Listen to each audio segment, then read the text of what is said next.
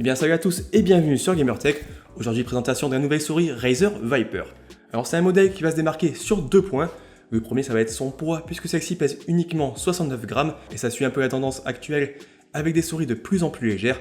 Donc par exemple comme la Glorious Model O et sa coque perforée ou encore la Logitech G Pro Wireless et ses 80 grammes que je vous ai déjà présenté en vidéo. Donc outre son poids plume qu'on va vraiment ressentir en pratique, le deuxième point intéressant ici ça va être la présence d'interrupteurs optiques.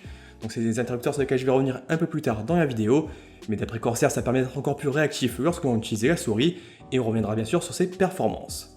Donc ce modèle il est proposé aux alentours des 89€, ce qui va être plutôt cher pour un modèle qui va fonctionner uniquement en filaire, mais on va découvrir tout ça dans la vidéo, et comme d'habitude si vous avez des questions, n'hésitez pas à les poster dans les commentaires. Allez, on débute directement avec l'unboxing.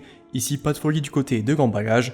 La souris est livrée dans une petite boîte cartonnée où l'on retrouve ses principales caractéristiques et quelques visuels supplémentaires.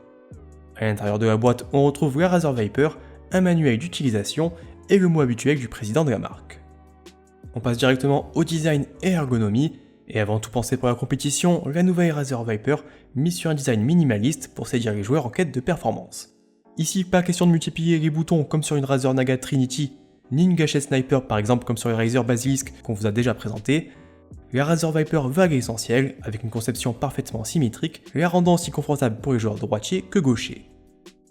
Côté look, on reste dans la trempe des derniers modèles de la marque, avec des tons noirs et une coque en plastique au revêtement légèrement texturé. Si vous avez déjà utilisé des souris Razer, vous ne devriez pas être dépaysé. Le constructeur limite également les zones de rétroéclairage sur ce nouveau modèle, avec un seul et unique emplacement lumineux au niveau du repose-pomme. Dotée d'un gabarit moyen, avec des dimensions de 126 x 66 x 38 mm, elle se démarque surtout des autres modèles par son poids plume de seulement 69 grammes. A titre de comparaison, une Razer Descender Elite pèse environ 105 grammes, et la différence se remarque dès la première prise en main. Les joueurs à la recherche d'un mulot parfaitement maniable devraient ici trouver leur bonheur. Un peu plus dans les détails, on débute avec la partie supérieure de la souris, on y retrouve les deux boutons principaux, intégrant de nouveaux interrupteurs optiques sur lesquels je reviendrai un peu plus tard. Les panneaux sont conçus de façon à épouser la forme des doigts, et ces derniers viennent s'y reposer naturellement. Entre les deux boutons, une molette plutôt bien construite présente un défilement globalement silencieux, et d'écran moyennement marqué.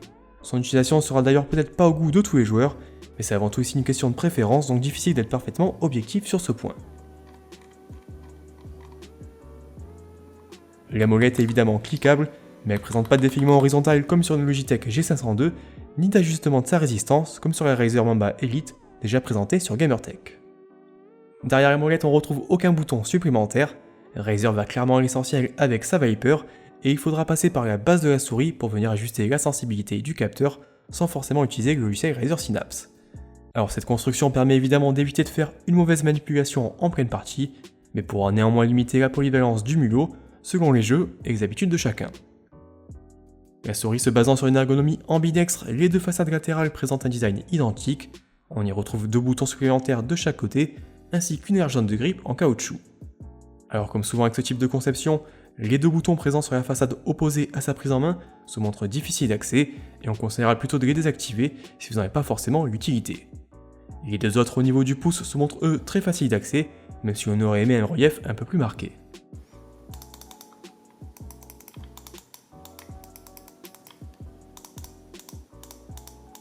La base de la souris présente trois patins en téflon, à l'avant et à l'arrière et autour du capteur optique.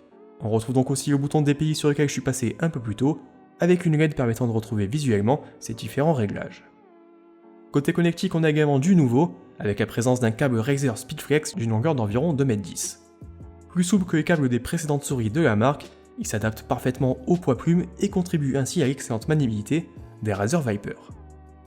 Côté confort, la souris s'adapte naturellement à une prise en main en palm grip, en effet le dos de la souris n'est pas très bombé et on retrouve rapidement ses repères une fois la main posée dessus. Sa conception ambidextre lui permet évidemment de s'adapter à tous les joueurs et ses dimensions contenues devraient convenir aux petites et moyennes tailles de main. À l'utilisation, la différence de poids face aux souris habituelles se fait rapidement ressentir, on gagne clairement en maniabilité et il est bien plus simple et moins fatigant de multiplier les mouvements amples, surtout si vous jouez avec des faibles sensibilités. Le fait que Razer ait réussi à proposer une souris d'un poids de seulement 69 grammes sans pour autant venir faire des trous dans sa coque est également une belle réussite. Face à la Glorious Model O ou une Finalmousse R58, on limite ainsi les problèmes de poussière et autres saletés à l'intérieur de la souris. Côté logiciel, et comme la plupart des périphériques de la marque, La souris est compatible avec le Razer Synapse. Depuis celui-ci, on pourra créer différents profils en fonction de ses jeux et ses applications, en ajustant notamment la sensibilité du capteur, les actions des boutons ou encore le rétroéclairage. Il est ainsi possible d'enregistrer jusqu'à 5 niveaux de sensibilité, 200 à 16 000 dpi avec un pas de 50 dpi. Du côté des commandes, on pourra venir choisir des actions directement proposées par Razer ou créer ses propres macros et les affecter au bouton de son choix. Évidemment, avec ce modèle Viper, les choix sont plutôt restreints puisque l'on retrouve uniquement des boutons additionnels sur les façades. Enfin, côté rétroéclairage, on retrouve les habituels effets Razer Chroma, pouvant être synchronisés avec les autres produits compatibles.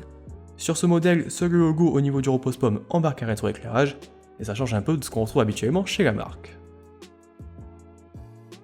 Place maintenant aux performances de cette nouvelle Razer Viper, tout d'abord du côté du suivi, avec un capteur optique 5G pouvant grimper jusqu'à 16 000 dpi. Or, le modèle a déjà fait ses preuves sur les précédentes souris de la marque, et on profite ici d'un excellent tracking alliant réactivité et précision. Comme souvent, rien à redire de ce côté-là, et la souris répond parfaitement au moindre mouvement sans jamais décrocher.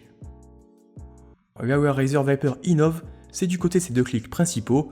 Le constructeur inaugure ici ses nouveaux interrupteurs optiques, proposant un fonctionnement assez proche de ce que l'on retrouve sur certains nouveaux interrupteurs sur des claviers gamer. Ici, lorsque l'on clique sur l'un des deux boutons principaux de la souris, un obturateur laisse passer un faisceau infrarouge et envoie un signal électrique à votre PC. Sur un interrupteur mécanique traditionnel, le signal est envoyé par un contact électrique et un délai évite que plusieurs clics ne soient enregistrés à cause des vibrations. En passant par ces switches optiques, Razer s'affranchit donc de ce délai et promet un temps de réponse de seulement 0,2 millisecondes. À l'utilisation, les boutons de Razer Viper se montrent effectivement très réactifs, mais il restera difficile pour nous et pour de nombreux joueurs de véritablement ressentir une réelle différence entre ces nouveaux interrupteurs et ceux des précédents modèles de la marque.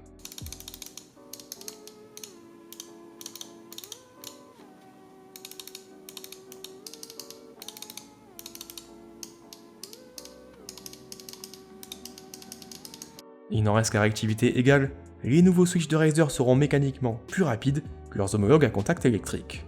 Est-ce que ça va faire de vous un meilleur joueur sur CSGO ou Fortnite? Difficile à dire, et n'hésitez pas à nous faire un retour si vous avez l'occasion également de tester cette souris. Allez, voilà un peu ce que je pouvais vous dire aujourd'hui sur cette nouvelle Razer Viper. Donc vraiment, je pense que c'est une bonne souris, si c'est pas forcément le modèle le plus confortable pour moi avec son côté ambidextre. Elle pourra vraiment s'adapter à tous les joueurs, et son poids de 69 grammes, ça fait réellement la différence lorsqu'on l'utilise. Si vous aimez les souris légères, vous devriez vraiment y trouver votre compte. Après, au niveau des interrupteurs, j'ai pas ressenti une énorme différence avec l'ajout des interrupteurs optiques, mais ça reste quand même des interrupteurs parfaitement réactifs et aucun problème de ce côté-là. Même combat au niveau du capteur, puisque la souris répond parfaitement et vraiment les adeptes de FPS devraient parfaitement y trouver leur compte. Donc après, il reste évidemment la question du prix, puisque je rappelle que la Razer Viper est proposée aux alentours des 89€, ce qui reste très cher pour une souris qui va fonctionner uniquement en filaire. Donc n'hésitez pas à me dire ce que vous en pensez dans les commentaires, et si c'est quelque chose qui vous intéresse, si vous êtes prêt à mettre près de 90€ dans une souris filaire ou non. À côté de ça, si vous avez des questions supplémentaires, n'hésitez pas à utiliser les commentaires. Si la vidéo vous a plu, vous pouvez mettre un petit pouce bleu, et surtout n'oubliez pas de vous abonner à la chaîne et d'activer les notifications pour ne pas rater nos prochaines vidéos. Allez, à la prochaine!